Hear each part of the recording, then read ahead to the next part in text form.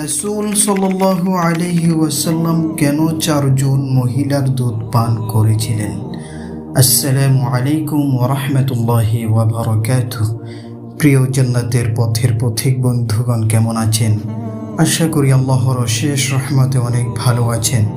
প্রিয় দিনী ভাই ও বোনেরা, কখনো কি ভেবে দেখেছেন আমাদের প্রিয় নবী মুহাম্মদ সাল্লাল্লাহু আলাইহি ওয়াসাল্লাম কেন কেবল একজন নয় বরং একাধিক মহিলার দুধ পান করেছিলেন? কেন তার শৈশব জীবনে এই বিশেষ ঘটনা ঘটেছিল? এর পেছনে রয়েছে গভীর রহস্য, ইতিহাস আর শিক্ষা। আজকের ভিডিওতে আমরা সেই রহস্য উদ্ঘাটন করার চেষ্টা করব ইনশাআল্লাহ। আমাদের প্রিয় নবী রাহমাতুল্লিল আলামিনের জীবনের প্রতিটি অধ্যায়ে লুকিয়ে আছে অজানা রহস্য আর অসাধারণ শিক্ষা। শৈশবকাল নিয়ে অনেকের মনে প্রশ্ন জাগে, তিনি কেন চারজন মহিলার দুধ পান করেছিলেন? আজ আমরা এই ঘটনার পেছনের আসল কারণ জানব, সহিহ হাদিস থেকে প্রমাণ দেখব এবং সেই সৌভাগ্যবান মায়েদের পরিচয় তুলে ধরব যারা রাসূল সাল্লাল্লাহু আলাইহি ওয়াসাল্লামকে দুধ পান করানোর মতো সৌভাগ্য লাভ করেছিলেন। রাসূল সাল্লাল্লাহু আলাইহি ওয়াসাল্লামকে চারজন মহিলার দুধ খাওয়ানোর কারণ। এক নম্বর হচ্ছে, এটি ছিল আরবের প্রথা। মক্কার অভিযাত্রা সন্তানদের স্বাস্থ্য ও ভাষার ফ্লুয়েন্সির বৃদ্ধির জন্য শহরের বাহিরে বিশুদ্ধ পরিবেশে গোত্রীয় মহিলাদের কাছে পাঠাতেন। নাম্বার 2, গোত্রীয় সম্পর্ক। দুধ পান করার মাধ্যমে দুধ মায়ের সাথে আত্মীয়তার সম্পর্ক গড়ে উঠত, ফলে বিভিন্ন গোত্রের মধ্যে আত্মীয়তা ও সহযোগিতা বাড়ত।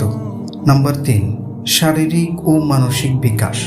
শিশুর স্বাস্থ্য ভালো হতো, দেহ শক্তিশালী হতো এবং শুদ্ধ আরবি ভাষা শিখতে পারত। নাম্বার 4, আল্লাহর বিশেষ ফয়সালা। নবীর জীবনের প্রতিটি ঘটনা ছিল একটি বিশেষ উদ্দেশ্যে। একাধিক মায়ের দুধ পান করার মাধ্যমে তিনি বিভিন্ন পরিবারের সাথে আত্মীয়তার সম্পর্ক স্থাপন করলেন, যা পরবর্তীতে ইসলামের দাওয়া ও প্রচারের কাজে এসেছে। রাসূল সাল্লাল্লাহু আলাইহি ওয়াসাল্লাম দুধের সম্পর্ক নিয়ে কিছু হাদিস বর্ণনা করেছেন। সহিহ হাদিসে এসেছে, রাসূল সাল্লাল্লাহু আলাইহি ওয়াসাল্লাম বলেছেন, দুধ পান করানোর মাধ্যমে যে আত্মীয়তা সৃষ্টি হয় তা বংশগত আত্মীয়তার মতোই হারাম করে দেয়। অর্থাৎ বংশগত আত্মীয়ের কারণে যাদেরকে বিয়ে করা হারাম, দুধ পান করার কারণেও তাদেরকে বিয়ে করা হারাম হয়ে যায়। সহিহ মুসলিম হাদিস নং 1444। আরেকটি হাদিসে এসেছে, হারাম হয় যা দুধের মাধ্যমে হয়, ঠিক যেমন হারাম হয় বংশগত কারণে। সহিহ বুখারী হাদিস নং 2645। এই হাদিসগুলো থেকে বোঝা যায় নবীর একাধিক মায়ের দুধ পান করার পেছনে অন্যতম কারণ ছিল আত্মীয়তার সম্পর্ক গড়ে তোলা।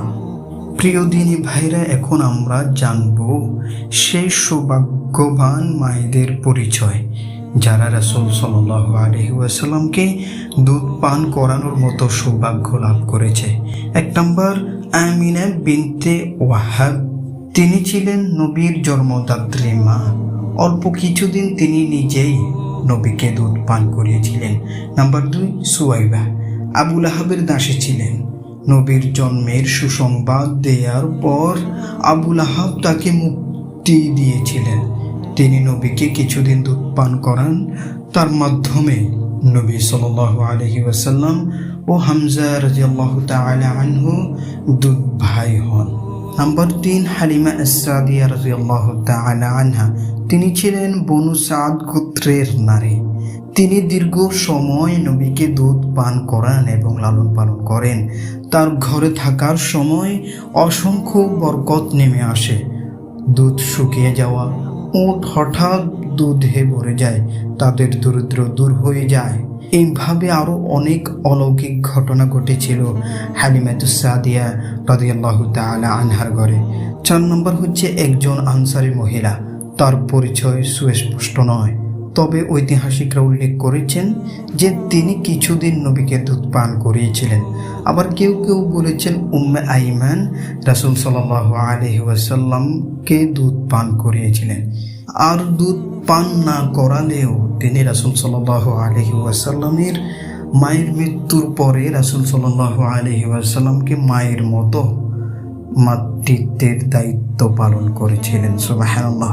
প্রিয় দিনী ভাই বোনেরা, আমাদের নবী কেবল একাধিক মায়ের দুধ পান করেছিলেন, এর পিছনে ছিল সংস্কৃতি, আত্মীয়তা এবং আল্লাহর হিকমা।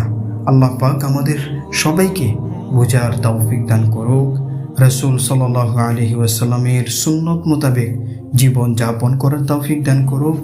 আমিন। সবাই ভালো থাকবেন, সুস্থ থাকবেন। আসসালামু আলাইকুম ওয়া রাহমাতুল্লাহি ওয়া বারাকাতুহু।